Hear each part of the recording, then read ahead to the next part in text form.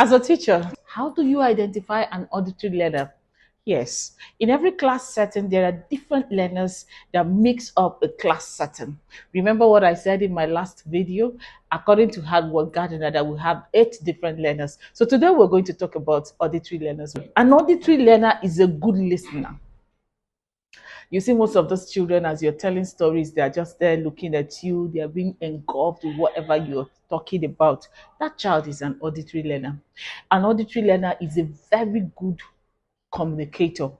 Most auditory learners are vocal when it comes to speaking. They air up their minds. They are good communicators. These are tips, little tips that you use to know them, you use to identify them. So if you have a child in your class, try as much as possible to identify the type of learner this child is. It will help you break into the circle of this child. It will help ease the stress in your work. You will stop struggling as a teacher.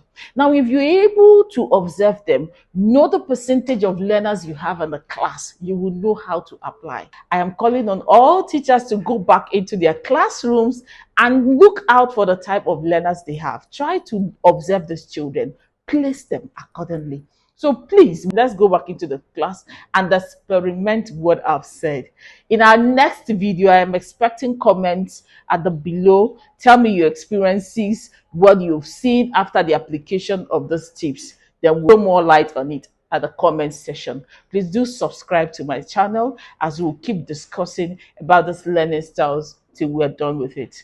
Thank you.